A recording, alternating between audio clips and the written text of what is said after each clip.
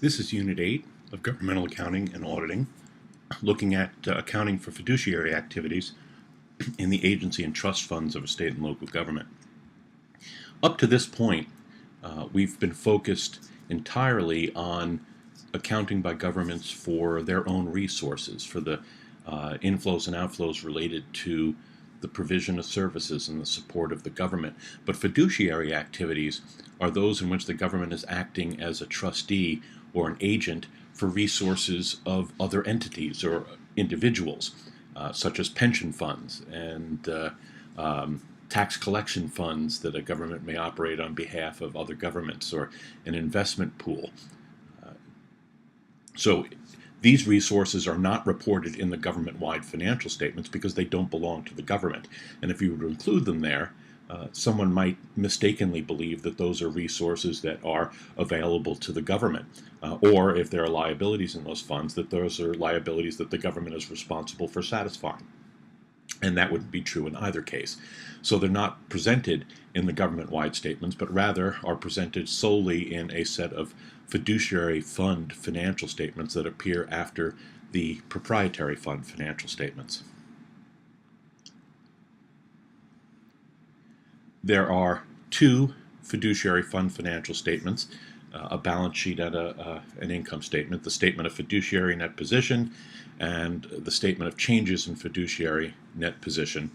Unlike the governmental funds and the enterprise funds, which are reported by major fund individually and then the remaining funds aggregated in a single column, fiduciary funds are aggregated by type of fund. So there are 4 fiduciary fund types: pension and other employee benefit trust funds, investment trust funds, private purpose trust funds, and agency funds. So all of the pension trust funds, if they have more than one, are aggregated in a single column. Governments generally aren't going to have more than one investment trust if they have one at all, because if they have one, it means that they're the sponsor of a government investment pool, and what's being reported in this fund is the portion of the investments in the fund that belong to other governments that are participants in the pool.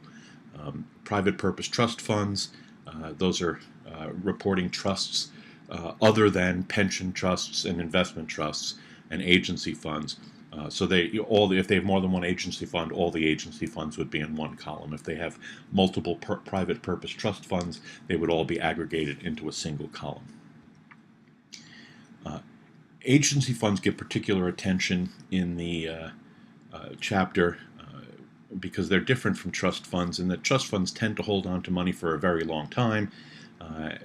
Often will invest that money long term because there isn't an immediate demand for a sizable portion of those resources. But an agency fund is really just a custodial type fund. It is money that's being held onto temporarily by the government before being dispersed to its recipients. There are several examples of these, and you ought to take a look at the journal entries that are laid out in the chapter, that show how to account for these agency funds. For instance, tax collection funds, in which, say, a county government collects the property taxes not just for itself, but for all of the towns and cities and villages in the county, all the school districts. So the portion that belongs to other governments isn't recognized as revenue by the county. It's recognized in the agency fund, apart from the government's own resources, and then dispersed from that fund to the governments that those taxes actually belong to. You also should take a look at special assessment debt service, special assessment debt that the government doesn't have any responsibility for, but it is collecting the special assessments and then using it to make payments on the debt service, or to give it to somebody else who is making the payments on debt service. Pass-through grants. So these are grants that a government receives from a higher level of government, usually that might be a state that is receiving federal funds, but it's not for the state's use. It's really just to be passed on, and the state is simply an administrator of that of those funds. Those should be reported in agency funds as well. And so what you will see in looking at these agency funds that makes them look different from all the other fiduciary funds is that they have no net position. Because liabilities exactly equal assets. Everything that's in there belongs to somebody else and is required to, in the very near term, be dispersed to those other persons or other entities. So if for every dollar that's in there, there's a dollar liability that represents the need for the government to then disperse that dollar to its ultimate destination. There is a lot of attention in here, rightly so, paid to pension and other employee benefit trust funds that are accounting for pensions and for what is called OPEB, other post-employment benefits. And when we're talking about OPEB, we mean almost universally retiree health insurance. There are other things, other non-pension retirement benefits that might be provided as OPEB, but the overwhelming majority of it, dollar-wise, is retiree health insurance. You should understand the difference between a defined benefit plan and a defined contribution plan. Most government pension plans are defined benefit, as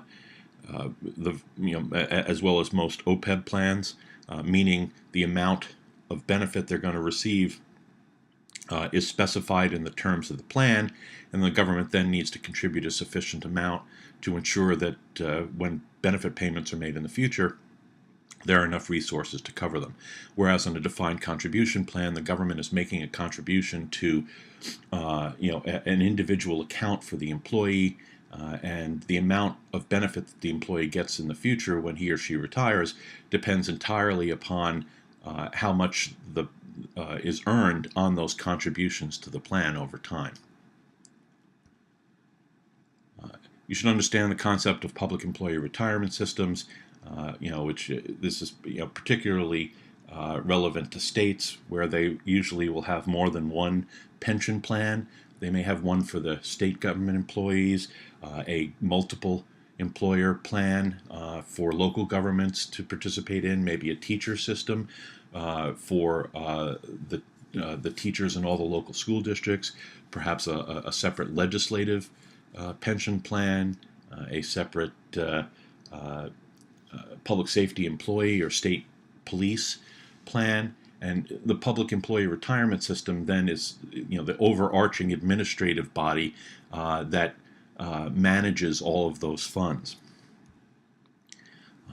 And you also should become familiar with the RSI that governments are required to present about their pensions and OPEB, in particular looking at the schedule of funding progress, which shows the degree over time that the government has set aside sufficient resources to cover its liability, and then the schedule of employer contributions, which shows what compares the government's actual contributions with those that were determined by an actuary to be necessary to fully fund the benefits that the government has promised to its employees.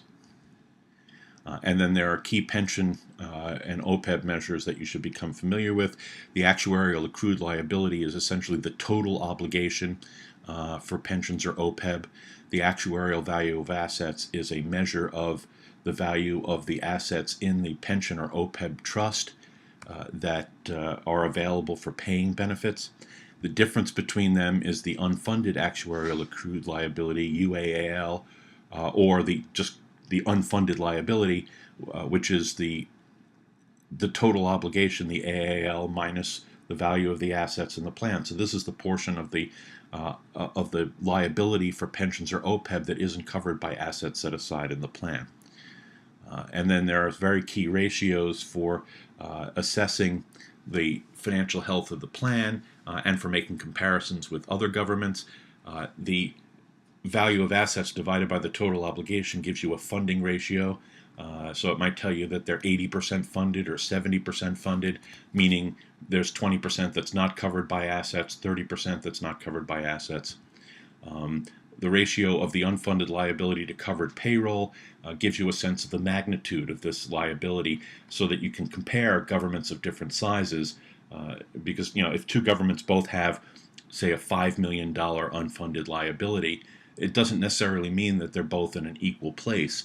If one of those governments has an annual budget of $5 million and the other one has an annual budget of $50 million, obviously a $5 million unfunded pension liability is a much bigger deal to the government with only $5 million in annual spending than it is for the government with $50 million in annual spending.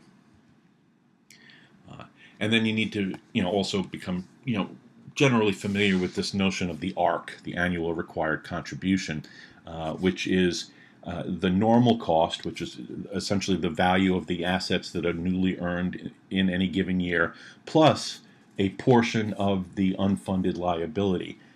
And this number, the ARC, is the basis for the reporting of pension expense and OPEB expense and pension or OPEB expenditures. And the idea here essentially is that if you make this contribution, you're covering anything that's newly earned during the year. Plus, you're catching up with a portion of the unfunded liability. So if you keep making this contribution each year, you should eventually reach full funding. That's theoretically how that's supposed to work. In practice, it doesn't really work that way. There are a lot of other factors that go into this. This number has to be reevaluated on a regular basis. For larger plans, a new valuation by the actuary is done every year, so theoretically, that's the idea, and certainly a government that is contributing its ARC versus one that is contributing something less is going to be, generally a healthier pension plan than the government that isn't fully contributing its ARC. And then you should also know this notion of the net pension obligation or the net OPEB obligation, which is the only pension liability that's going to show up on the face of the financial statements, with the exception of an account payable to the pension plan. If a government was supposed to make a payment on January 1st and January 1st passes and it hasn't made the payment, it has a payable to the pension plan. But in terms of something related to its obligation to pay benefits to its employees, the net pension obligation or net OPEB obligation equals the amount by which it has under contributed compared with the ARC.